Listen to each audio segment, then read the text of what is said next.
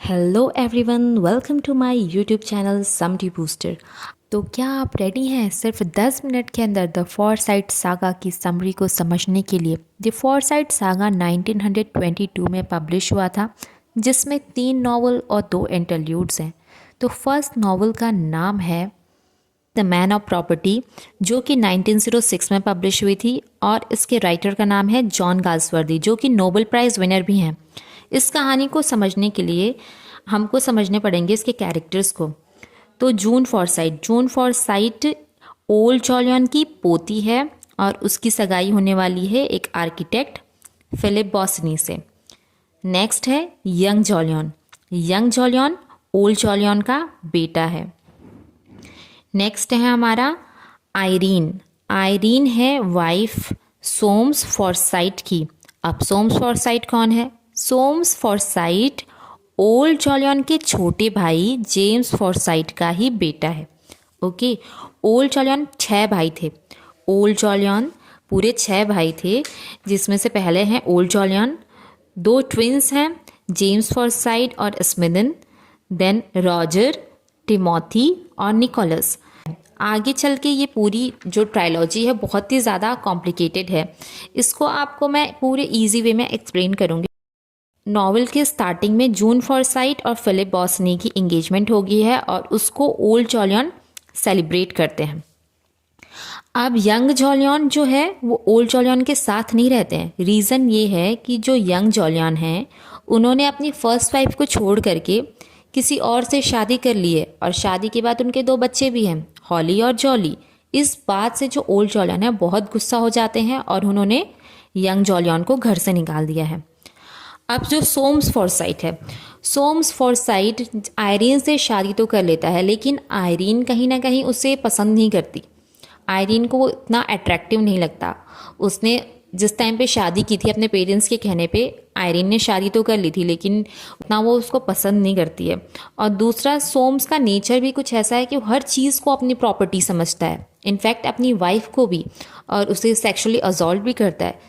एक ये रीज़न भी है कि वो उसको बिल्कुल पसंद नहीं करती है। अब सोम्स, जो कि बिल्कुल अपने आप को परफेक्ट समझता है, वो एक मेंशन बनवाता है, रॉबिन हिल नाम की जगह पे एक मेंशन बनवाता है, और उसके लिए वो एक आर्किटेक्ट हायर करता है। आर्किटेक्ट कोई और नहीं है, ये जून फॉरसाइट का फियांसे फिलिप बॉसनी है। फिलिप बॉसनी बन जाता है वहाँ का आर्किटेक्ट। अब वो वहाँ पे जब अपना काम वाम कर रहा होता है, तो एक दिन जब आयरीन वहाँ विज़िट करती है, तो आयरीन और फिलिप बॉसनी को एक दूसरे से प्यार हो जाता है। वो धीरे धीरे एक दूसरे के क्लोज आ जाते हैं। अब वहीं आयरीन ये चाहती है कि वो सोम्स को छोड़ दे और फिलिप बॉसनी के साथ रहे, और सोम्स डिसाइड कर लेता है कि वो फिलिप बॉसनी को बर्बाद कर देगा। तो वो उस पर पैसों के हेर फेर का आरोप लगाता है और पूरा उसको बिल्कुल बर्बाद कर देता है, और केस भी जीत जाता है कोर्ट केस करने के बाद से। अब जो आयरीन है, आयरीन के साथ वो ज़बरदस्ती भी करता है, वो कोशिश करता है उसको असॉल्ट करने की, और उसके बाद से जो है आयरीन वो पूरा डिसाइड कर लेती है कि अब इसको छोड़ करके वो फिलिप बॉसनी के पास ही चले जाएगी। लेकिन एंड में, नॉवल के एंड में कुछ ऐसा होता है कि फिलिप बॉसनी की एक्सीडेंट में डेथ हो जाती है। Indian summer of a Forsyte की समरी डिस्कस करेंगे, जो कि 1918 में पब्लिश हुई थी, और इसके राइटर का नाम है John Galsworthy. Indian summer of a Forsyte saga Chronicle का फर्स्ट इंटरल्यूड है, जो कि first novel the man of property के बाद ऐड ऑन की गई थी। तो शुरू करते हैं इसकी समरी। तो होता ये है कि फिलिप बॉसनी के डेथ के बाद से आयरीन अपने हस्बैंड सोम्स को छोड़ करके एक फ्लैट में रहने लगती है, और अब वो एक म्यूज़िक टीचर बन जाती है। वहीं जो ओल्ड जॉलियन है, जून फॉरसाइट के कहने पर जो सोम्स ने घर बनवाया था, जिसका आर्किटेक्ट फिलिप बॉसनी था, उस घर को उन्होंने खरीद लिया और अपने बेटे यंग जॉलियन को भी माफ़ कर दिया। वो उसको दूसरा मौका दे देते हैं। वहीं दूसरी तरफ एक दिन आयरीन की मुलाकात ओल्ड जॉलियन से होती है। ओल्ड जॉलियन आयरीन से बहुत ज़्यादा इम्प्रेस हो जाते हैं और उसको अपनी प्रॉपर्टी का कुछ हिस्सा उसके नाम कर देते हैं। अराउंड 15,000 पाउंड उसके नाम कर देते हैं, और उसका ट्रस्टी अपने बेटे यंग जॉलियन को बना देते हैं। सो इस इंटरल्यूड के एंड में ये होता है कि जो ओल्ड जॉलियन है उनकी डेथ हो जाती है। फॉरसाइट सागा के सेकंड नॉवल इन चैंसरी की समरी डिस्कस करेंगे। ये पब्लिश हुई थी 1920 में। तो आयरीन ने लगभग 12 साल पहले सोम्स को छोड़ दिया था और अब वो ओल्ड जॉलियन द्वारा छोड़े गए रुपयों के सहारे रह रही है। वहीं दूसरी ओर यंग जॉलियन उस घर में रह रहा है जिसको ओल्ड जॉलियन ने खरीद लिया था। वो घर जिसका आर्किटेक्ट फिलिप बॉसनी था और जिसको सोम्स ने बनवाया था। अब होता ये है कि सोम्स जो कि एक वकील था उसने बहुत सारे पैसे कमाए। बहुत सारे पैसे कमा करके अब वो बहुत ज़्यादा अपनी लाइफ में और ज़्यादा सक्सेसफुल हो चुका है। तो वो कोशिश करता है कि आयरीन को अपनी ज़िंदगी में वापस पा ले, वापस से हासिल कर ले। लेकिन आयरीन साफ साफ उसे मना करती है और उससे दूर चले जाती है। फाइनली आयरीन और सोम्स का तलाक हो जाता है। फिर सोम्स एक फ्रेंच औरत एनेट लिमॉट से शादी कर लेता है और उनकी बेटी होती है जिसका नाम वो फ्लर फॉरसाइट रखते हैं। वहीं दूसरी ओर आयरीन का अफेयर यंग जॉलियन से शुरू हो जाता है। यहाँ यंग जॉलियन की सेकंड वाइफ जो कि गवर्नेस थी उसकी डेथ हो गई है। अब आयरीन और यंग जॉलियन शादी कर लेते हैं और उनका बेटा होता है जिसका नाम रखते हैं वो जॉन फॉरसाइट। वहीं दूसरी ओर जो जून थी, जून अब अकेले लंदन में रह रही होती है।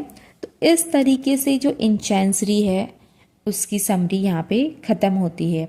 अवेकनिंग 1920 में पब्लिश हुआ था। ये द फॉरसाइट सागा का सेकंड इंटरल्यूड है। ये बहुत ही डिलाइटफुल और सेंटिमेंटल है। इसमें यंग जॉलियन और आयरीन के बेटे जॉन फॉरसाइट के कैसी ग्रोथ हो रही है, वो 8 साल का बच्चा कैसे बढ़ रहा है, इस चीज़ को दिखाया गया है।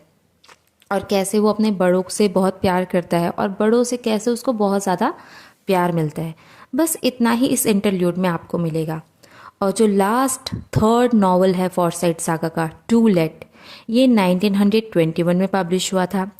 इसमें जॉन फॉरसाइट अब बड़ा हो चुका है और उसको सोम्स और एनेट की बेटी है फ्लर फॉरसाइट, उससे प्यार हो जाता है। जॉन अपनी माँ आयरीन के साथ एक पिक्चर गैलरी में पिक्चर कलेक्शन देखने जाता है।